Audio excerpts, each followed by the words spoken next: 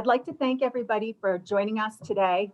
This is an informational meeting for our neighborhood partners who are adjacent to the One Washington Place project. And I'd like to thank you for taking the time today to join us. We hope that we're going to be able to provide you with some basic information about the project and give you an update on where things stand.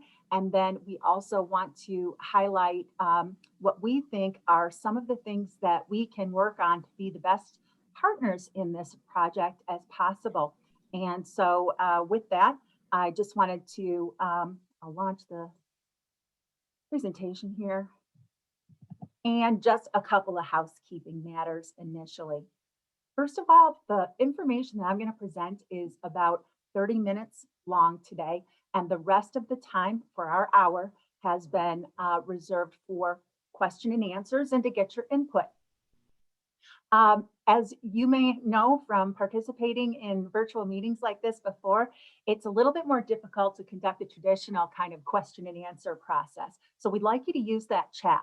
If you're not very familiar with Zoom, if you click your screen once, you'll see either on the top of the page or the bottom of the page, there'll be a bar with different actions, and one of those actions is chat. And if you click on chat, then you can enter your question or feel free to enter your input too.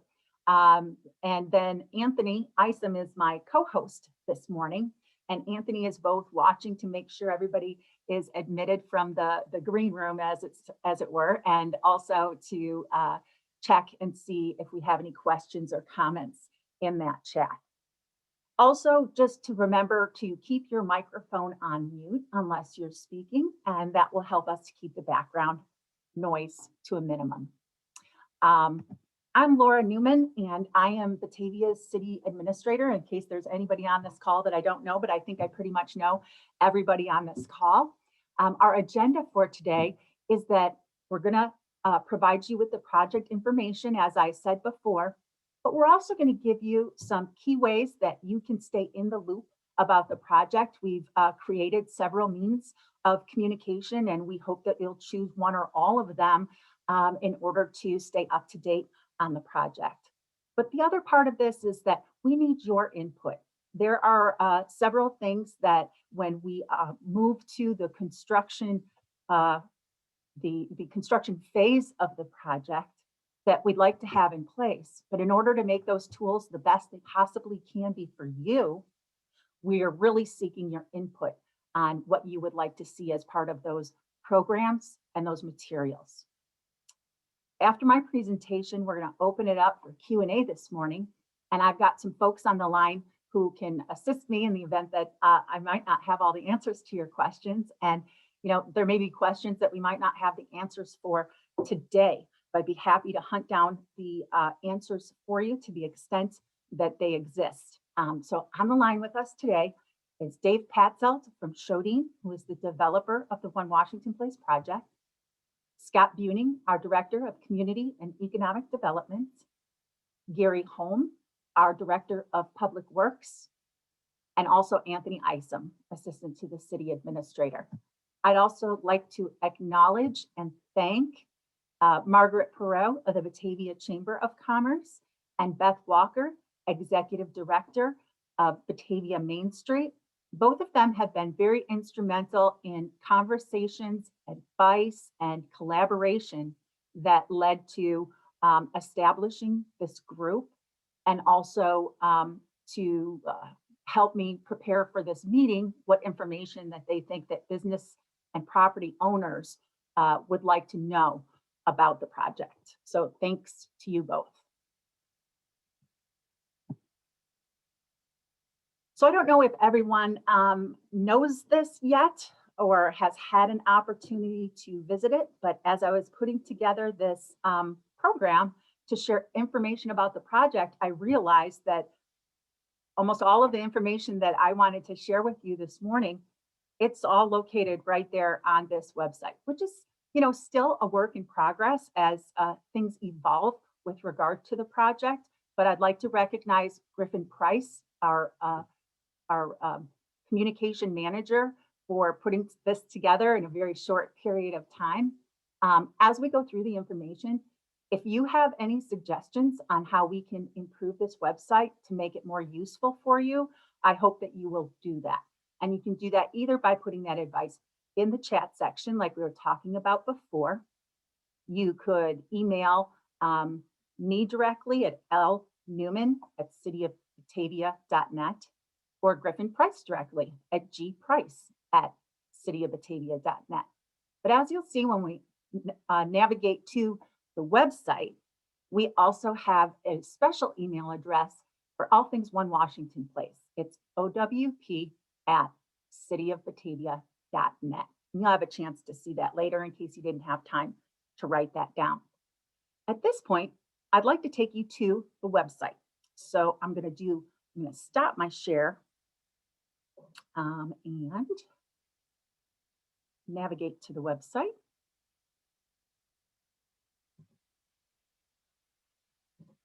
And then I'm going to share.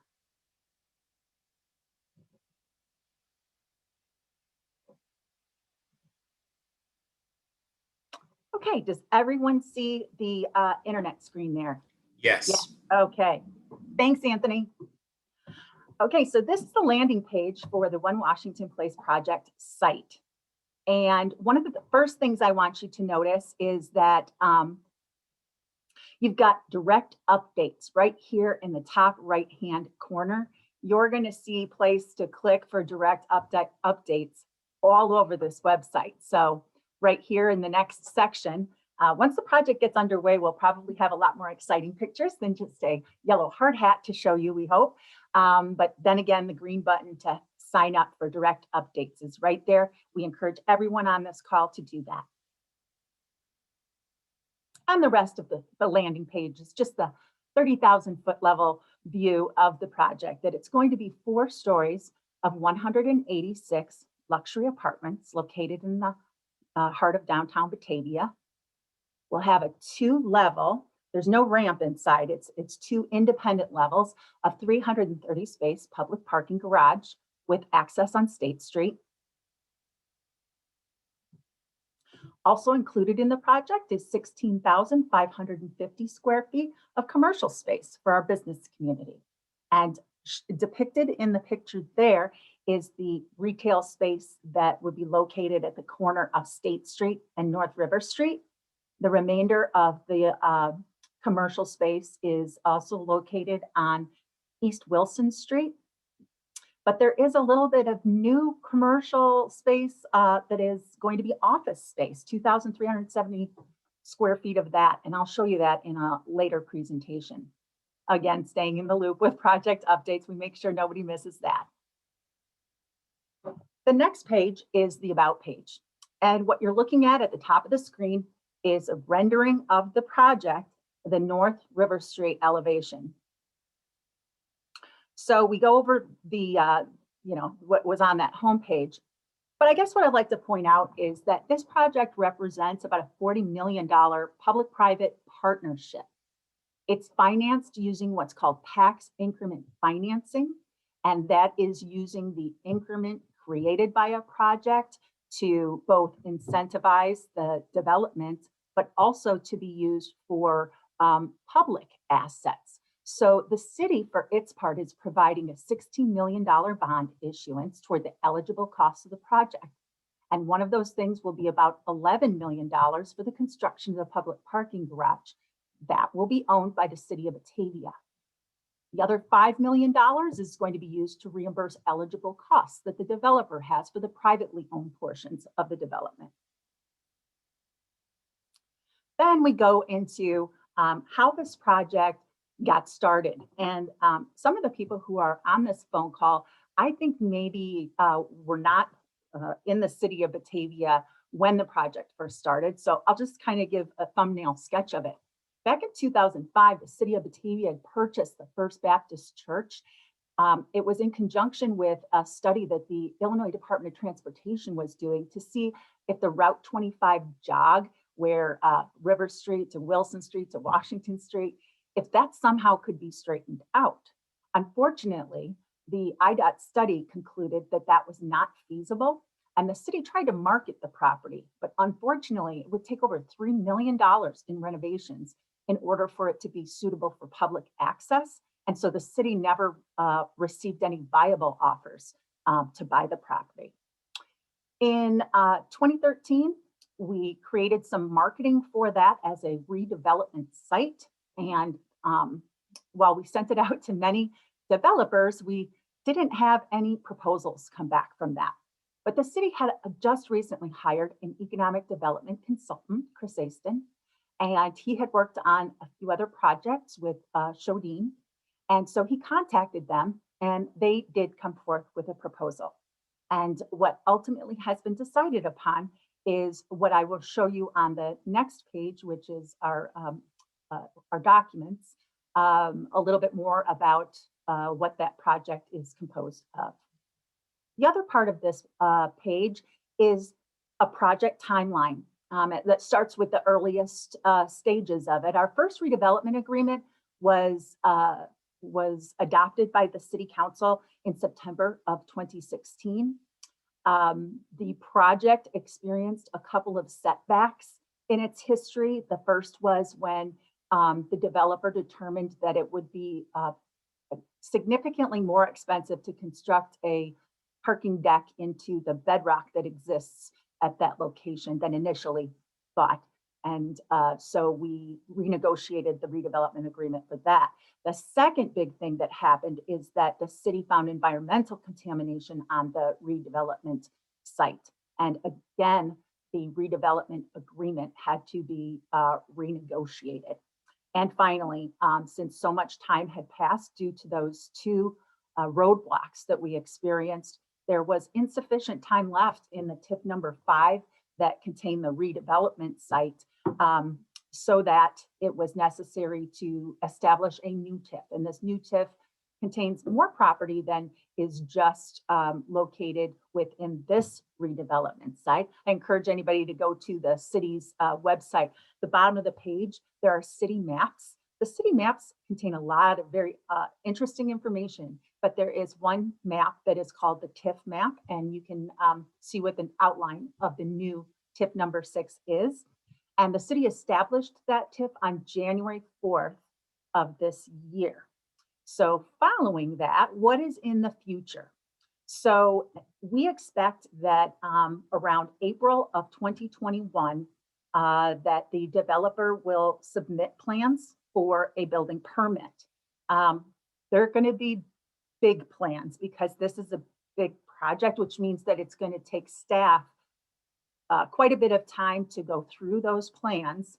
And it's, you know, the engineering department and the fire department and community development department all have a role in reviewing their portion of those plans. And there's probably a little bit of back and forth that's going to happen between the developer and the staff members who are reviewing those plans. So it probably will not be until June of this year when you'll see a construction fence go up, and grading and environmental remediation is going to begin, as well as the removal of any existing structures that are still on the redevelopment site. The mayor has just joined me in my office here. So, hi, Mayor. No. And then what happens after that, we expect the construction, the upward construction of this project to begin somewhere around August of 2021, and the public parking garage completion the following October. And everybody's interested in, so when are residents actually going to be moving into this building? Our best guess at this time is sometime around April of 2023. But I want to point out that there are always contingencies associated with dates like this. So depending on what happens, they may happen sooner, they may happen later, but we will remain in close communication with you with regard to if we find that there are any changes necessary to this. So that's the about page. Our next page is the frequently asked questions. And here we just came up with 5 initial questions that we've received from a lot of folks wanting information about the project, but again, a work in progress. Perhaps today, people will ask questions that we think, hey, that's probably something that a lot of people want to know about, and it would be a good addition to the FAQ page. So we hope that in the future, this is just going to be a giant page of information, depending what you're looking for. But basically what the One Washington Place project is, when will the construction begin, what streets will be blocked, what is tax increment financing, and what is the current status of the project. With regard to what streets will be blocked off during construction, on the documents on the next page, there's a good resource for that. We also offer people at the bottom of the page to ask any additional questions that they might have, and that might be something that is maybe only of interest to them in their personal situation, which then we wouldn't add to the FAQ, but it could also be a source for future FAQs. On to documents. So if anybody ever visited the One Washington Place page of the city's website, over time, so many documents got added to that page that it really became difficult to navigate and find the information that you were looking for. So here, starting fresh with the One Washington Place project dedicated website, we tried to add just the basic documents that we think a lot of people would be interested in. So here we've got the third amended and restated redevelopment agreement, which is the current version of the redevelopment agreement that was adopted on August 18th of 2020. And you can open documents just by clicking on their title. Sorry. We've got a few of the studies that were done back at the beginning of the project that were done to determine what the impacts of the project were going to be. The first one, the economic impacts, that study was done by Northern Illinois University, their Center for Governmental Studies, the traffic study, and also the parking study. You also have the information about tip number 6 there in the top right. It's called the Near East Downtown Tax Increment Financing District. And this document is the redevelopment plan and program. And so that is an explanation of why the properties within that TIF qualified for being a tax increment financing district, but it also talks about the goals of making that a TIF district and how this project fits within that. A little bit more information about tax increment financing, and then also the developer's plan, street, sidewalk, and lane closures. I'll open that up.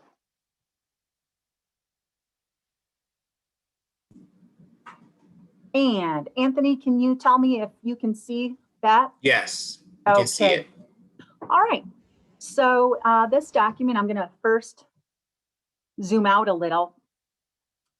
This shows you what the perimeter of the project is. Dave Patzelt from Shodine attended a recent committee of the whole meeting where he presented this diagram to City Council because there was a concern that at some point during the construction that North River Street would be closed due to the construction. And the developer has committed indeed that there is no reason why North River Street would need to be closed during the construction unless, there was some, I don't know, maybe some catastrophic thing with utilities happened that we needed to repair or something of that nature. But nothing is anticipated in the ordinary course of construction that would precipitate needing to close North River Street.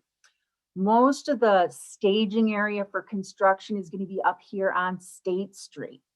However, the sidewalk on the north side will always remain open so that those businesses that have doors that open onto State Street will not have their entrances impeded by the construction, except that we won't be able to park right in front of the businesses because the street is closed.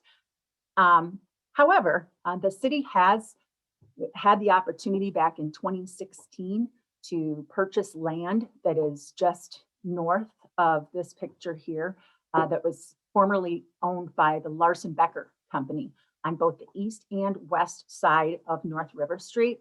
And it used the east side property to create a 110 space surface parking lot. And the purpose of creating that parking lot was to replace this parking on the north side of the site during construction.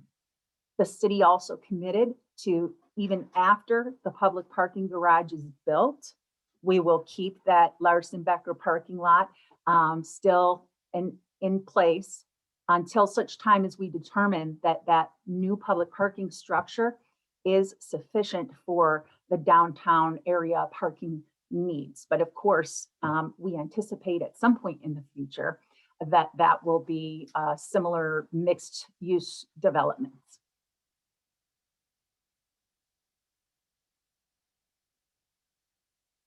The other document that I wanted to show you today to give you more detail about the project is a presentation that Dave Patzelt presented to City Council on April 28th of 2020. I'm going to reduce this so that you can see the whole page on the screen here. The very interesting thing about this particular presentation is that it's doing a comparison between the prior redevelopment agreement that was implemented in April, May of 2018, and then the most current iteration of the project in April 28th of 2020. And the biggest difference here is the putting back in commercial space that have been taken out from Wilson Street.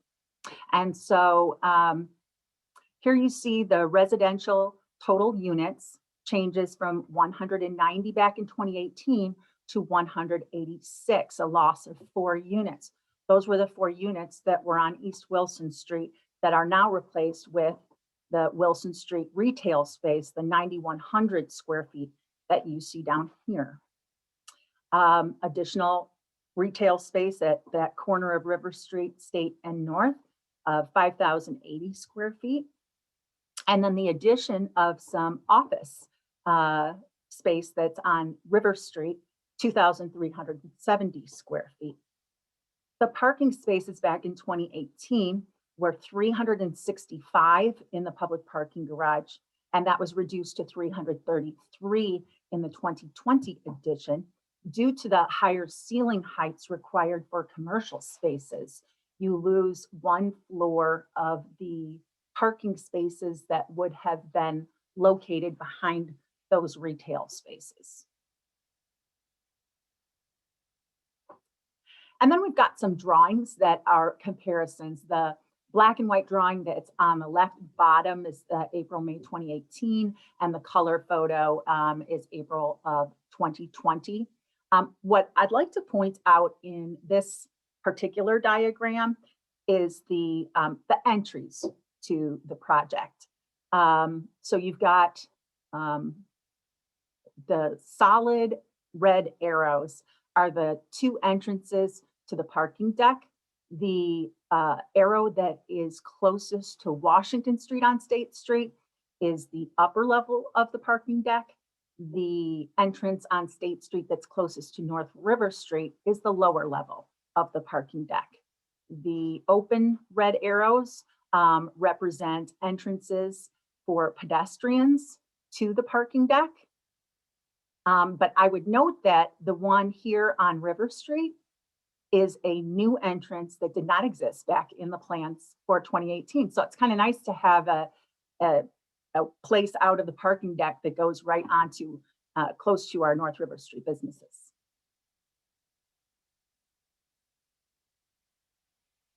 This is the lower garage plan.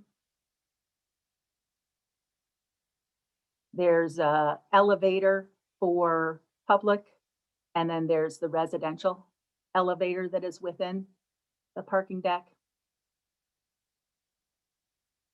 the upper garage plan. The blue are residence entries. And then you get into the residential plan, how things lay out. One of the changes that occurred in the last iteration, it used to be, and you'll see this when we take a look at the elevations, this wing here and this wing here were slightly splayed out, but to offer the residences a little bit more even of a sidewalk there. But when we changed over to it being the commercial spaces, these were made perpendicular.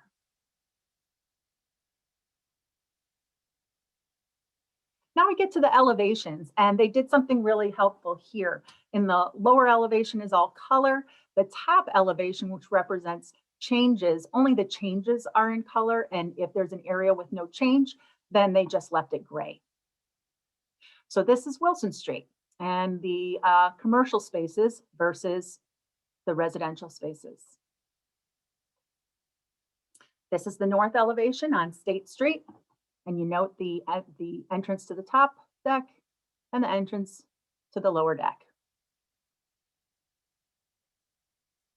This is the Washington Avenue elevation, and in the bottom, it's kind of difficult to tell, but you can again see how that was a little bit splayed on a diagonal, these outer edges here, and now they're squared up.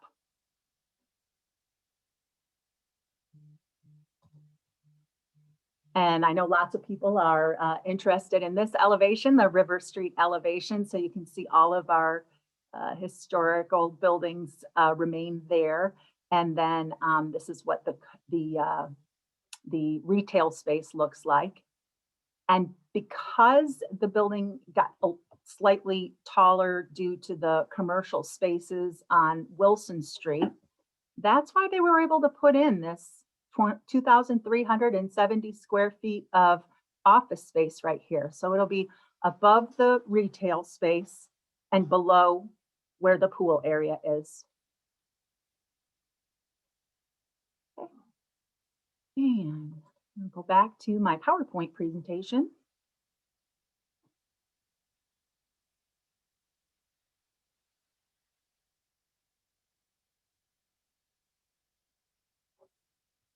Okay, am I back to my PowerPoint?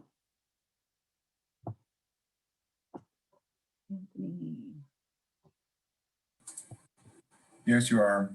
Okay, thank you. Trying to advance my slide here. There we go. All right, I said I was going to offer advice on how to stay in the loop about the project, and we've got many ways. For one thing, again, sign up for the project updates on the One Washington Place project website.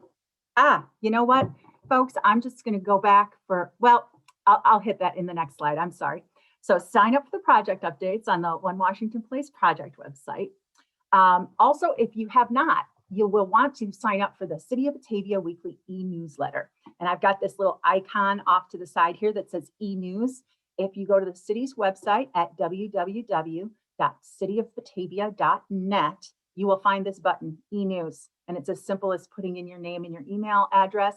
And then every Friday afternoon, Griffin is going to send to your inbox the weekly e-newsletter. And not only does it have information about the One Washington Place project, but it also has a lot of information that would be very useful to know either as a resident or a property owner or a business owner.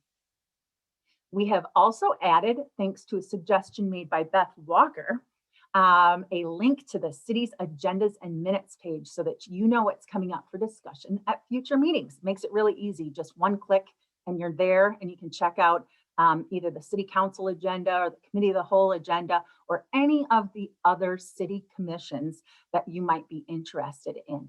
The city council meets the first and third Mondays of every month, and the committee of the whole meets every Tuesday that there are matters of business that need to be discussed. So definitely sign up for e-news. You may also want to follow the city news on our website. On our homepage, we always include a few notable stories of interest. Also, Facebook and Twitter. And then once we have a construction schedule in place, we're going to create a companion Facebook page to the One Washington Place website. It'll have that same branding on it, and we'll be able to coordinate information between the two.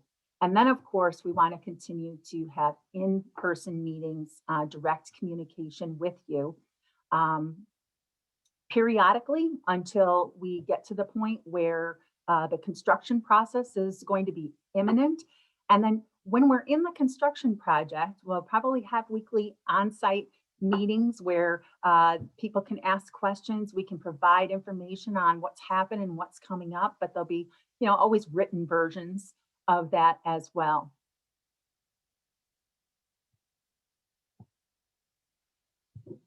And this page is about, we need your input.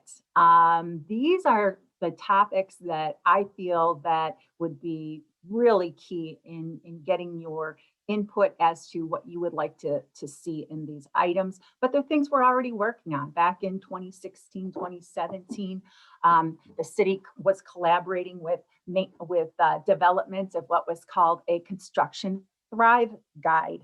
And it gave advice to business on things that they could do to prepare for construction, what to do during construction, who to contact about what, and other information. But, if there are more information that you would like to be included in that type of guide, we want your advice on that.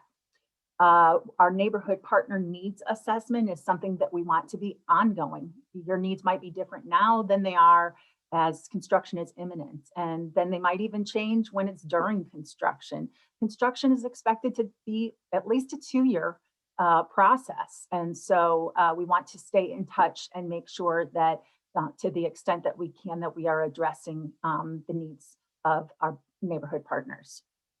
We're creating a parking guide for customers so that we know that maybe the first time people come and street is closed, the state street is closed, that might be frustrating to them, but we want to provide something that you can have on the counters of your business and also available online to show customers where there is public parking for them, even during the construction process. We would like to collaborate with you on brainstorming promotional ideas. I already heard one, a really great one from Laura O'Brien. She suggested that we have hard hat nights down on North River Street, and we can all bust out a YMCA if we want to. And then also we want to talk about community garbage collection, because we know that when the construction fencing goes up, this is going to be set in an area where some of you ordinarily have your garbage collected, and we want to make sure that we can come up with an alternative that meets your needs. Okay, I think I went a little bit longer than 30 minutes, but I'd like to, at this time, open it up to questions. Let me see if I've got Anthony, co-host. This is We have one from Michael Marconi, Laura. Okay, do you Michael, want to go ahead and read it? Hey, hi, Laura. Hi, Anthony. Hi. Thank you very much for putting this on. It's very helpful. So speaking about garbage, I know there's obviously Oak and Swine and several other restaurants in that area. I know we're talking about garbage, but how will we pick up their garbage? So last time what we did was we went around and we asked everybody for copies of what their current agreement was. And then we were going to work with a local hauler to solve that problem. I don't know what that solution looks like, to tell you the truth, but we wanted to come up with something that was both, the least invasive for the businesses to accommodate the regular pickup, knowing that, someplace like Oak and Swine is going to have a lot more garbage pickup than, say, perhaps Katrina, I don't know. But different businesses have different needs. And so the first thing to do would be to survey what those needs are, and then to take those to the waste hauling companies to see what solutions they might come up with for us. Does anyone else who are like Gary or Dave, or if anybody has anything they'd like to chime in on that, please do so. Yeah, I can comment to what the plans were a couple of years ago, which may be a starting point, but may not be anywhere near where we end up. Obviously, Bocaditos and Oak and Swine didn't exist. So there's 2 restaurants there that weren't there when the plan was done 4 years ago. The alleyway behind, well, Manny's alleyway is privately owned. That is not a public alley. But we had at that time worked with Manny to talk about, and we never took it to completion, but talk about getting permission to locate a centralized dumpster in that alley that again could service businesses that were at that time the Wilson Street Tap and Katrina's and El Taco Grande. Now we've added 2 restaurants to that. So I'm not sure if that's a feasible or realistic plan anymore. But that was one of the plans at that time. And the other location for a community dumpster was where the city's property is, just to the north of Tusk. Again, we will, as Laura said, we're going to need to almost start from scratch and revisit the possibilities of where we're going to put, but the concept would be some sort of community dumpster location or locations to allow people to have some sort of centralized collection. And once the project's complete, are we still talking about garbage pickup being in the group parking lot? Yes, but so at the time that we had planned for the community garbage to be in that place, there were different businesses located there. So now we need to, take a look at the plan to determine how many businesses can be served by that community garbage. We talked about that after Oak and Swine was already in existence. So actually, it was back in 2016, 2017 when we were doing the community garbage. I know, but you and I talked about it. So yes, oh, for sure.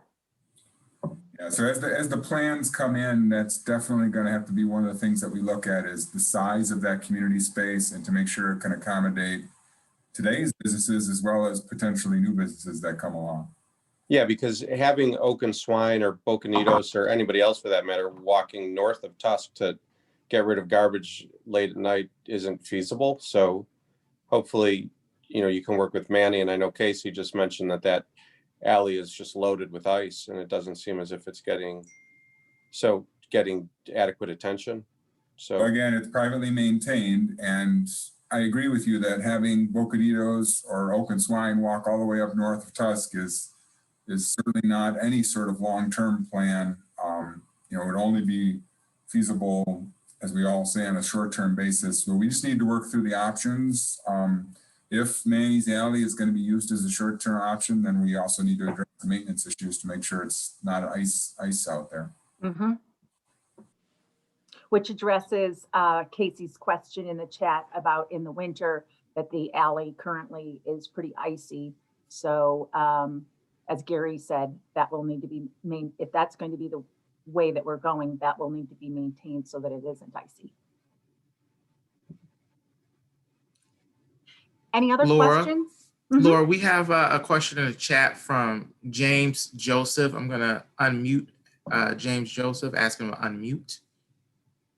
Hi. Hi, how are you? Yeah, I've been better. Being that a lot of this stuff is the first time that a lot of us are seeing it, there was a view that I just saw of the project. And I wonder if, because from what I understand, this was actually presented about the project in Geneva.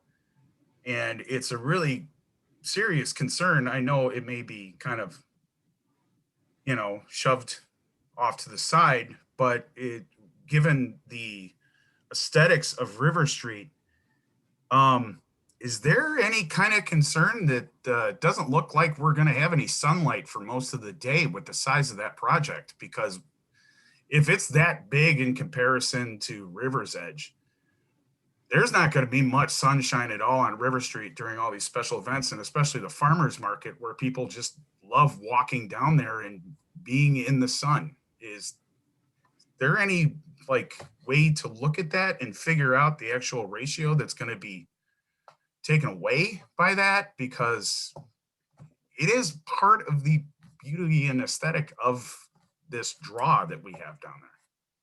So at this point, the plans have been approved by the Plan Commission and the Historic Preservation Commission, the Committee of the Whole, and the City Council.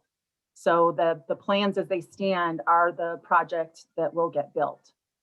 Unless, does anybody else have any I understand that comments about it? project that's going forward. Mhm. I still would like to see what the effects are going to be, because, you know, and these are the kinds of things that we think about because it's part of the draw, and it's Well, not, mhm. you know what I mean? I think it will be different times of year because of our southern exposure and you know, just in the variety of seasons. I sit with southern exposure, and as the seasons move, when the sun comes up in the sky, it's constantly hitting me from a different angle. It depends which shade I have to put down. Like today, I've got 2 down. So I think that at different times of the year, there will be different effects. Okay. And I think we'll benefit from the fact that we're southern exposure. You know, it's if it was directly due east would be worse. But since we are on the southern exposure, it probably has a minimizing impact on that effect. There will be times when it's shade, I'm sure. Okay. What does a 1-bedroom cost there? Just curious. If the developer knows at this point, Dave? Yeah, generally speaking, we are forecasting approximately $1.65 per square foot of the apartment size. So easy math is if you had 1,000 square foot apartment, that would be $1,625. The studio, did he ask for studio or 1-bedroom? Well, 1-bedroom. The 1-bedrooms are approximately 850 square feet. So there are different sized 1-bedrooms, but that would get you in the range if you use the $1.65 times whichever 1-bedroom unit you're looking for. Okay. That's all I have to ask for now. Thanks, James. Anthony, do we have any other questions? Yes, Laura, the next question that's in the chat is from Jason. Hopefully I pronounced the last name correctly, Roitberg. And I'm gonna ask Jason to unmute so he can ask his question regarding parking garage. Hi, this is Jason and Katrina Roitberg, representing Katrina Salon and Spa. Hi, guys. Hi, how are you? Great, thanks. We both have a separate question here. My question is regarding the parking garage. Is that going to be staged in any way to where the parking garage will be able to be utilized or useful prior to October 2022 or portions of it? Dave? Generally speaking, no, we like to open the garage by floor. And so I don't believe that the first level of parking would be available until that date. What we don't want is to have construction workers intermixing with the public and vice versa. So generally saying, no, we would not stage opening up any portions of the garage other than opening it by an entire floor. Yeah, the entrances to the public parking garage are both on State Street, which is the construction staging area. I see that. Okay. And then my question is regarding the parking garage for our customers, or the parking that will be available, I should say, for our customers. You said there's going to be, I think you said 110 available over on Larson Becker. Is there? Already is. Yes. Is there any, where are the other parking lots? I know before we built the, the shops there, we were talking about having that available. Obviously that's now being taken up. So I'm just more concerned about where we're going to put everyone as far as employees also. I mean, I have 25 employees. So I currently make everyone park away. So we have a lot of customer parking and they walk in. So, maybe we can all discuss like where our employees are going to park and the availability there, because 110 is not a lot of space available. Mhm. There is still public parking spaces available in the other half of the lot over at what we call Art Stop, where the boardwalk shops are. And do And you then know how many also, is there? I'm sorry, what? Do you know how many is available there? I don't. Okay. I think maybe 20, so it was a 41 space lot and we took up half of it. So I'm going to guess that there's 18 to 20 spaces there.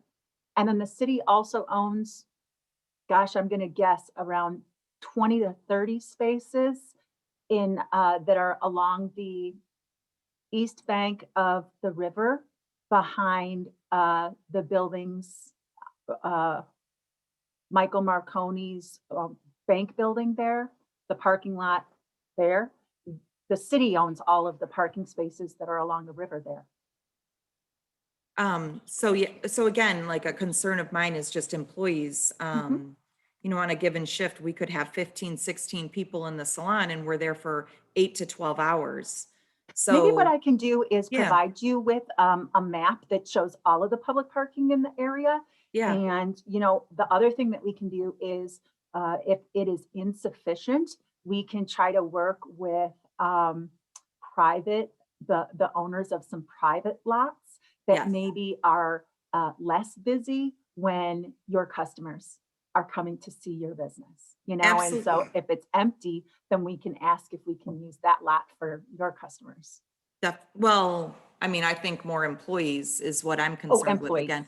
Because customers, we're going to want them close to our business, Exactly. right? They're going to take up Larson and Becker. So I know when we did River Street, you guys had done, and really you did the 2 hour, 3 hour parking and you guys were ticketing back then. Because I know there was a lot of people who were parking in the lots for long periods of time. And then our customers were just complaining there's nowhere to park, nowhere to park, nowhere to park. So that was an answer back then. Is there any talk about doing that again for Larson and Becker? Larson and Becker, I don't think that there is any time period restriction on that lot. It's more the on-street parking that have the parking maximums. And frankly, the police department, yeah, I mean, you tell me if you guys want us to be, but we have no means of telling how long a car has been there unless we install a parking meter program, and that's kind of cost prohibitive, but we do respond to complaints when people say that the space out on Wilson Street, for instance, there's a 15-minute space and somebody has decided to park there all day, or other situations where people are parking in spaces on Wilson Street all day long. We have received complaints and we act on those complaints. Really want to work with everybody to solve your parking dilemmas that you have, whether it be that your customers can't find places to park or that you don't have a sufficient place for your employees to park. Let's work together to find a solution to it. Laura, in the Boardwalk Shops lot, there's about 17 spaces. Mhm. And then the city's river lot that's near Andres, we have about 26 spaces. Okay. Laura, also in the chat, we had a suggestion from Jamie. She mentioned that the far north portion of the Larson Becker lot may be designated for the area employees. And then we also have a question from Mary Harris. She has her hand up. I'm going to ask her to unmute. Mary? Can you hear me? Yes. Yes. Okay, good. Hi, everyone. Hi, Mary. My question is, I was reading the other day about your plans to make River Street one way permanently and keep the barrier on one end.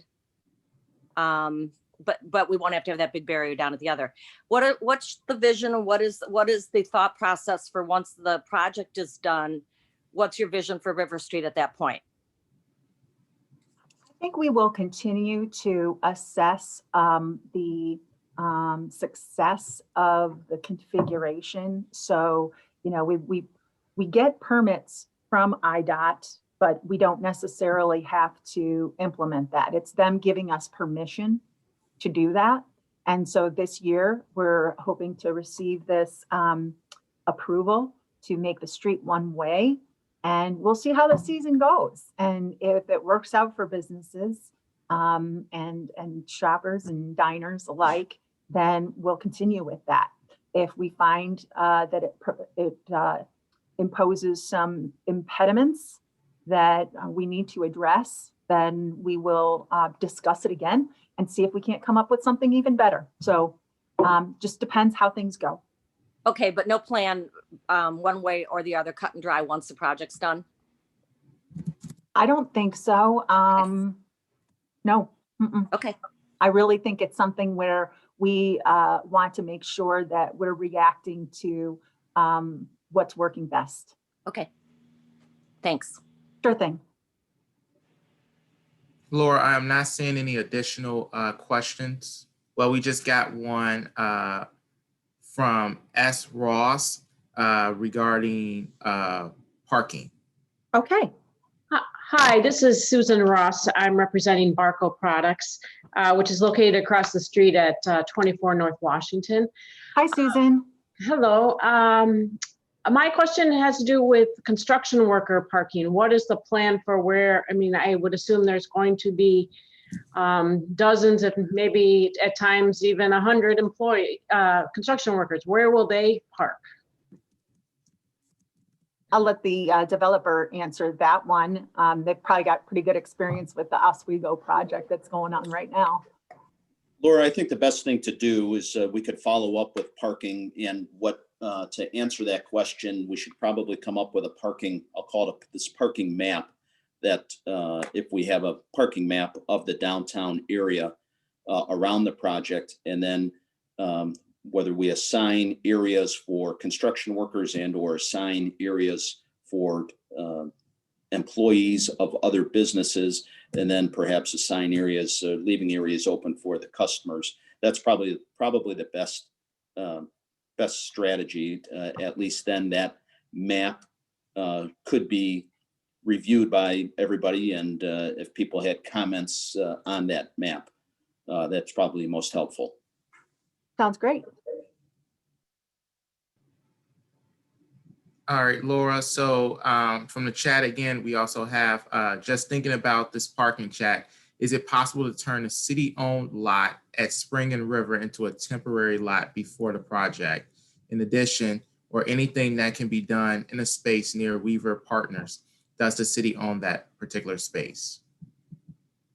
The city does not own the space that is Weaver Partners. And we can take a look at that space that is on Spring and River. Which, because the southeast corner of Spring and River is not our parking lot, that's private parking lot. That's Weaver. I think they Yeah. mean the Northeast. I'm sorry, yeah, the northeast corner. There's no parking lot there, that's just a big. No, yeah, And we looked at that at one point, and about putting a parking lot layout there, and we could probably get, I think it was like 10 spaces. But the problem is it's the engineering of it because it's a hill. So there's obviously a lot of work that would have to go into that. So we did look at that at one point as a possibility. Mhm. Yeah, so Jamie wanted to know if you could actually change from green to parking. Is that an area where at the northeast portion, can you change that from green to a parking area? Sorry, I'll just say it. Thanks, Jamie. I like him saying it in here, and it sounds funny when Anthony reads it. Okay, well, Scott basically addressed it. That's what I was saying, that green space that's there on the northeast corner. I didn't know how, I was trying to picture how, what the elevation was on that one. And then Yeah. Leaders owns all of that big giant hill. They own that entire thing. And I know it's a hill. Oh, so- no. They own their parking lot and their building. Basically, Right. what their footprint is, south of that is part of the Larson Becker properties that the city owned, that green space back there. But again, that too Yeah, has a really big grade to it, so Right. that we'd have to build a giant retaining wall. okay, Yeah. And those retaining walls are so expensive. right. Laura, But we let's have take a look at the map and we'll try to figure out something that works for everybody. Anthony? Laura, we have a question from Mary Harris. Mary? Okay. Yeah, hi, I have one more question for you. This is for Shodine themselves. Do you guys have any projection for, you had mentioned what it's going to be per square foot for the apartments. Do you have any projection or range of what the retail spaces will be per square foot?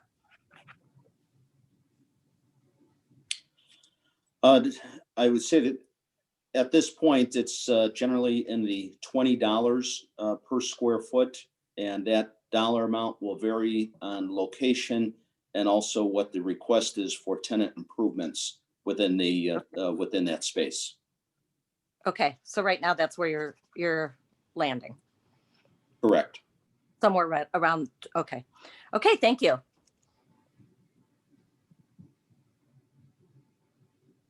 All right. Do we have any other questions? I am not seeing anything else in the chat, and I don't see anyone with their hand up at this time. Okay, there's just one other thing that I wanted to show. Oh, we have so- a question from Jennifer Barron. Yes, Jennifer. Hey, Laura, I know that you Hi. mentioned kind of along the way that if there are changes that are going to be made with the business owners or with the construction site, how is that going to be communicated to the business owners? Is the expectation that it's going to be put on the website? Is there going to be an email that comes from somebody at the city, a city contact, or will it go through Main Street? I think that's going to be something that's very important, that everybody is on the same page, where they know that if there are changes coming, that it's coming from one source instead of multiple sources. Great question. And I meant to mention this when I was on the page about ways to stay in the loop. We have created an email family for everybody. And last week, you should have received about 3 different emails from me about information about this meeting, information about how to sign up for e-news and get messages about agendas and minutes, and just a little bit of a project update. And so if there is anyone on this call who is not on that email list and you would like to be part of that email list, please email me either at lnewman@cityofbatavia.net or owp@cityofbatavia.net. We have created an email list for everyone who is adjacent to the project and or across the street from the project, whether they are the tenant or whether they are the business owner. And so everyone whose email address I was able to find, I tried to include on that list, but I may have missed some folks. So if you did not receive messages from me last week and you'd like to be part of that list, please email me. And I would send anything of the nature that Jennifer was just speaking about. It's just the type of information that I'm going to push out through email directly to you.